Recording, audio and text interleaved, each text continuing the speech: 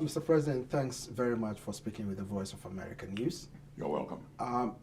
If I may ask you, Mr. President, what is your main mission here in Washington, D.C.? Yeah. Well, two things. First, I was invited as guest of honor at the Congressional International Conservative Foundation, which is a bipartisan group in this country, very powerful, interested in conservation in Africa, and they have activities in Kenya, activities in West Africa, I think in Botswana, Zambia, South America, Colombia, and so forth. And they want to set up, and we actually set up a caucus in Malawi, a bipartisan caucus in the parliament on conservation. So I was a keynote speaker last night, and that's why I came here. But also, in addition to that, there are other things I came to do here. I just came back from meeting the United States, a trade representative, met officials of Export-Import Bank, officials of OPIC, the tobacco growers, buyers, and all sorts of people. And as you know, the First Lady was here invited to launch the Global Women Initiative on Sanitation and Girl Child. She launched that. She signed the first declaration on that. She also spoke on Earth Day, on the same thing, environment, sustainability, especially as it affects also the girl child. So we've been extremely busy, and we're ready now to go back home tomorrow. So, Mr. President, let me ask you this. You've been in office for approximately a year now. Yeah. What would you say has been your biggest achievement in resolving challenges, economic challenges that the people of Malawi face? Yeah, thank you very much. It's 10 months now. I took office June 2nd, Right. 2014. As you know, when I entered government, we had the cascade scandal, Right. which whereby senior civil servants, led by political leadership, the government party, looted all the money from the government, 15 billion Malawi kwacha, which is equivalent to 40 million US dollars, which by Malawi standards, with the economy is a huge amount of money. Right. When I entered government, there was absolutely nothing in the government. It was a challenge. When I took the government, the input cover was only 3 weeks. It's now almost 6 months. The input cover. There were almost no reserves to speak of.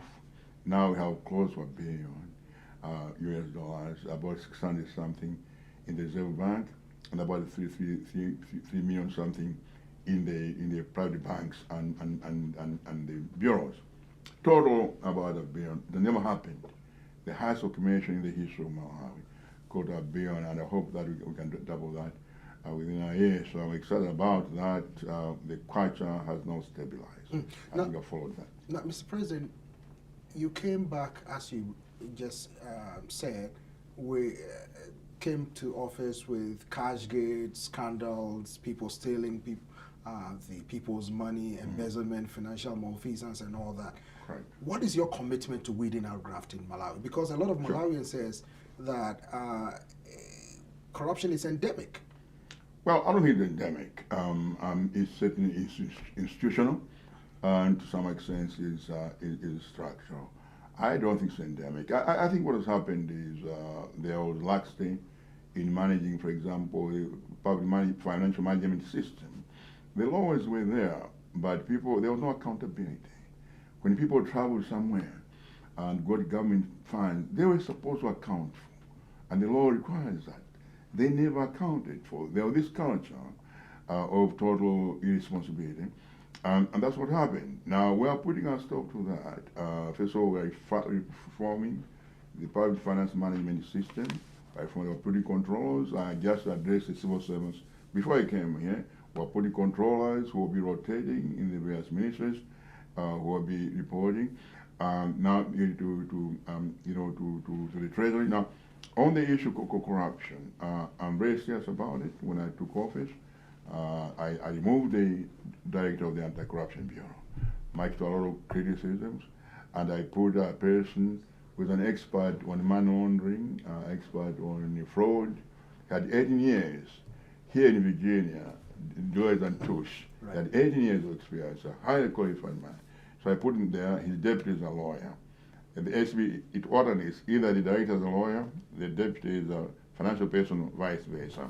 This time the deputy is a lawyer. He's doing a wonderful job. He knows how to trace all these things. I also removed the director of public prosecution and put a new director because I wanted seriousness. And we increased the budget of the Anti-Corruption Bureau by 168%. This has to show that we're serious. And we asked assistance from the British government. They sent us 2 experts, one in the Ministry of Trade, Minister of Justice, to trace, who knows expert on fraud and so forth. And another one, the second one at the Anti-Corruption Bureau, who is also involved in assisting the director. So I put all the mechanisms in place. Investigations are going on. Some very senior people have been indicted. When I was leaving, the Accountant General was arrested. Investigations are continuing, and we expect them to lead wherever they may lead. So we're very serious about this. I undertook to uphold the law and the Constitution when I saw. I took out more thorough of this. So I'm doing that. You know, the international donors that support Malawi's budget withheld some funds because of lack of what they said, transparency and all that. You have been doing a good job. Do you think by what you have done, that would unlock the funds that are being withheld from your budget? Yeah, I would hope so. As you know, the donors provided budget support of 40% of the current budget. 40%. They withdrew that. So for the last 11 months, we've been operating on our own with no donor support, using our own resources, proper collection, cutting back on spending, travel, and all those kinds of things. Well, money, for example, I used the cabinet, eliminating 70 ministries. Right. We want to have 18 ministries, cutting off 20, including the president and vice president. That alone saves us 20 billion over 5 years, which is about 50 million US dollars, right. Which by economy is a lot of money. I also cut back travel, proper management, ministers, everybody, including myself, and that's saving us 70 billion kwacha in 5 years. That translates into about 175 million US dollars. Right. For us, that's a lot of money. In terms of our economy, that alone made a difference, and we were doing all sorts of other things. Now, we strengthened the kwacha, as I said. We strengthened the kwacha. It's very strong. As I mentioned earlier, I don't know if you mentioned now, but when I took over the government, we are doing 3 weeks of import cover. Right. I think I mentioned that already. Yes. Right. It's now almost 6 months. So we're doing all the things that now. In light of that, we control wages and so forth. We find out after 6 years, have an agreement with the IMF. 4 weeks ago, we had an agreement, and that means the approving of the financial measures we're taking, but also macroeconomic measures we're taking. And we hope that will signal to many others, including private investors. Now, on the donors, budget support had 2 groups of donors, what's called CABS, Common Approach to Budget Support. We had bilateral donors, Germany, Norway, and Britain. Right. Then we had multilateral donors, the World Bank, African Development Bank, and the European Union, and to some extent IMF. Now it's clear, as you say, the Germans, I think, have made it clear that they're not coming back in terms of budget support. And I believe the Norwegians, the British have not made clear their position yet. Now, on the multilateral donors, I think the expectation that some of them will probably come back. Those are the indications. But as of now, we don't know yet. But Mr. President, you said that 40% of Malawi's budget used to be supported by donors. Correct. Now, what specific steps are you going to take in order to cover that? Because it's it can be used as a stake to beat Malawi. Yes, yes. But we were managed now for 10 months without it. Well, yeah, measures were taking, as I say, cut back on spending, proper collection of taxes, and those kinds of things. And on the basis of that, and prudent spending, and management, accountability, and so forth. With all those places, we're able to, as you know, also, I think you have to understand this. When they say 40% of the current budget, that's what they promise. Right. But the actual disbursement, you know the story.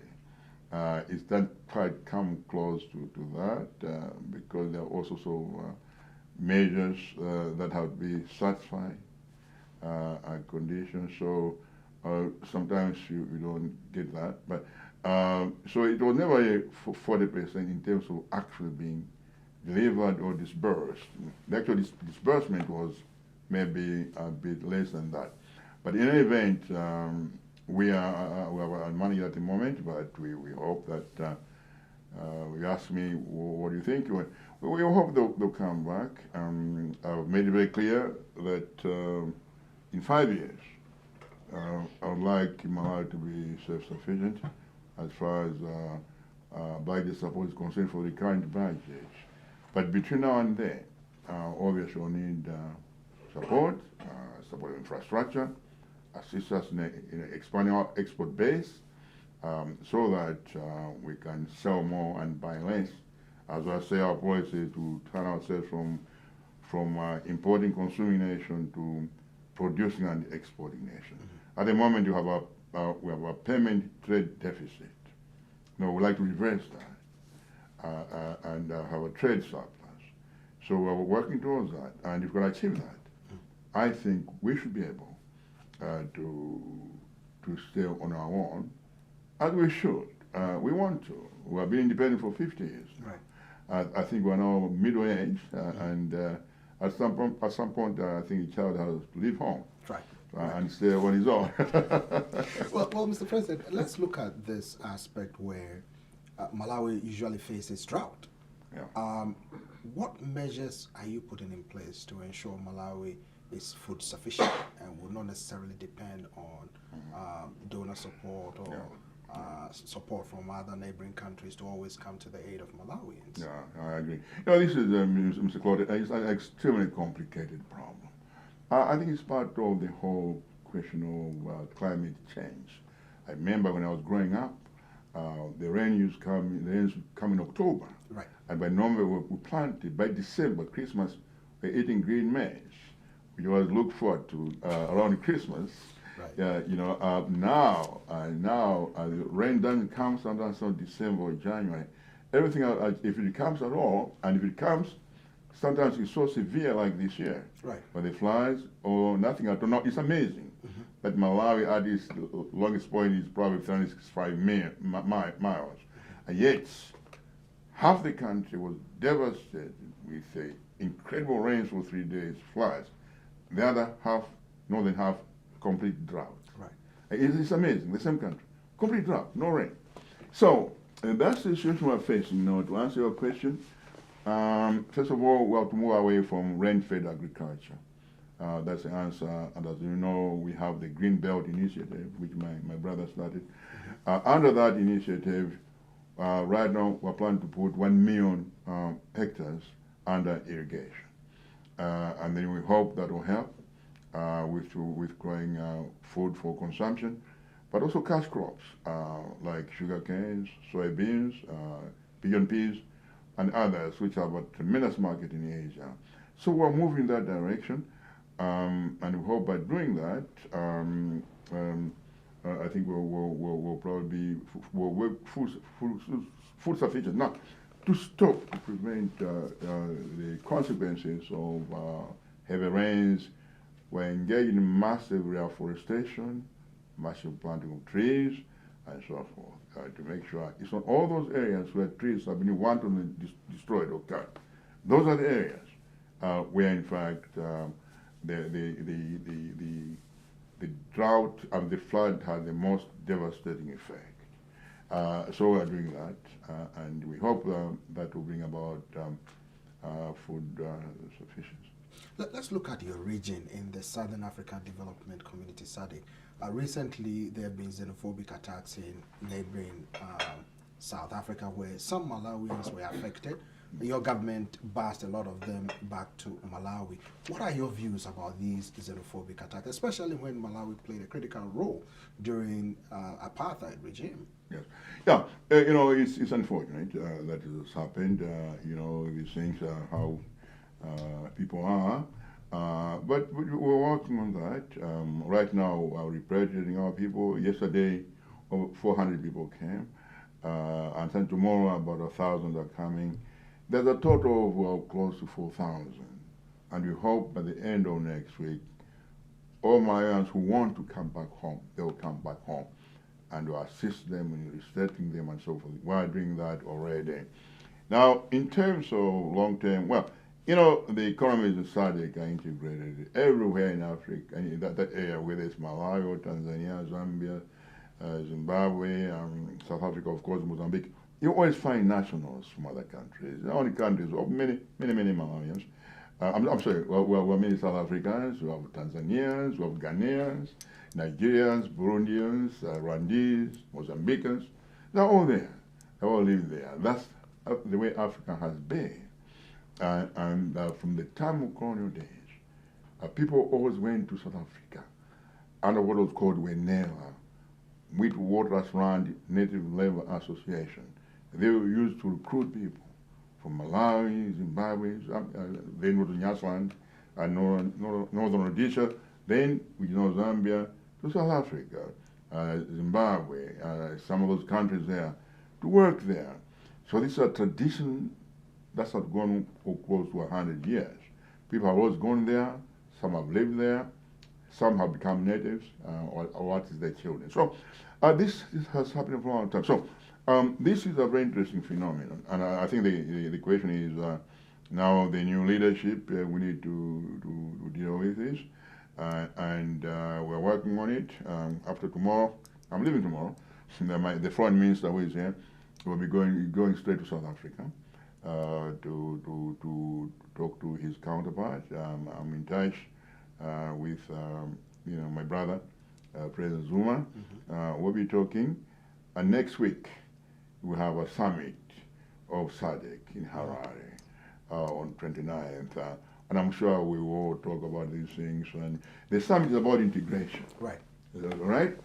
You know, so what's more integration than people? Right. We integrate because we want to help people, right? We want people to have a better life. Right. That's why I'm talking about integration. But wouldn't so human this, beings have got to be part of this. well, Mr. President, wouldn't this undermine that integration effort that you, President Zuma, and the rest in the sub-region are trying to put together to reunite the people and boost your economies, among other issues? It could. It could. And that's why I think we're trying to describe that. We're describing that. But the point is, when we're talking about integrating our economies, also we're talking about integrating our people. Right. In the European Union, we have free movement of people. The social charter, European social charter, that's the main instrument for free movement. So in an integrated economy, which a region where you're talking about, right, it means that there will be free movement of people and freedom to reside in any of the countries. So this is part of the process of that, and I'm sure when we agree on integration, the structure of it, the framework of it, the issue of people should be at the center of it, because why integrate if people cannot move across borders? Right. People and goods both have to move. Right. Exactly. So we're doing that, and I'm sure we'll come to some kind of resolution of this. So, President Mutharika, what is the current relationship between Lilongwe and Pretoria following these xenophobic attacks? Well, it's the same. It only happened a week ago, since I left. You know, there's nothing has changed. Nothing has changed. As I say, the minister will be going there. We'll keep on talking. I mean, this is not the action of the government. Yeah. I think the government is trying to do its best. I know my brother, President Zuma, cut short his trip to Indonesia for a very important conference, Bandung conference, 60 years of Bandung. He did not go to deal with his problem. So he's addressing it. It's the people, it's not the government which is doing this, but it's the people who are frustrated. You have seen the demands. They feel like jobs are being taken. They feel foreigners who come in, they come without money, and a few years they are richer than the local people. So there is a grievances that the people have, and I'm sure that the government is addressing those. So, Mr. President, let me ask you, because there has been some friendly dispute between Malawi and Tanzania over Lake Malawi. They call it a different name. Yes. How like do you, NASA, right? How do you plan to resolve that dispute? Because previous presidents have tried. You were a foreign minister. You dealt with it. Mm-hmm. What is the new plan? What is going to be different under your administration? Yeah, actually, at the SADC meeting, no, at the COMESA. Right. No, actually, African Union, right. Before the COMESA meeting, right. a month earlier in February. We had a meeting. I met Face of Chisano, came to see me, who is the chairman of this group of right. 3 leaders, that are trying to with Mohai of Botswana, and with other one? Chisano, Mohai, and Beck. Yes. Beck, South Africa. President Beck, so he came, and the following day we met. They have been to Malawi a month ago in November. Honorable Chisano and Honorable Mohai. They came there, and then we met President Kikwete, myself, Mr. Chisano, President Beck, and our foreign ministers. We met with a discussion. I think we concluded that this is a matter that we need to continue to discuss, that maybe we should talk more about integration of the economies, rather than talk about the lake, legal issues, because I think the legal issues are very clear on the lake. I don't think they're in dispute. I think everyone knows that. But so I think what we're talking about other aspects, and we'll see the leaders, the 3 leaders, at some point have to make a report. Well, it's now 3 or 4 years since they were appointed. I think they were appointed during, just after my brother's death. I think the president, about 3 years now, and it's a fair long time, and we'll find out what they suggest. If they feel that they've failed, and then we'll try to find other means. Mr. President, finally, if I may ask you, what should the people of Malawi be looking ahead for after your first term expires? What should they say? Well, good. I want them to say that in 2019, when my first term expires, they are better off than they were in 2014 when I took office. I think that will be the key, because if you look at my website, I talk about the concept of happiness. You know, the American idea of life, liberty, and the pursuit of happiness. I think underlying any government activity is the idea that you should make your people happier. Whether they have better food, they'll be happier. If they wear better clothes, they'll be happier. If a better house, they'll be happier. Drive a better car, they'll be happier. If they have good medical service, they're happier. So that's the responsibility. Lead a nation of happy people, not a nation of sad, angry, and discouraged people. So at the end of the 5 years, I would hope that people see that Malawi got better, their lives got better, in terms of their personal lives and their incomes, and all other social instruments that make life comfortable. They'll do that, and then they'll see more infrastructure development in the country. I think that's what they will say we have accomplished the first 5 years. Thank you very much, Mr. President. You're welcome. Thank you very much. God bless. Thank you. Thank you.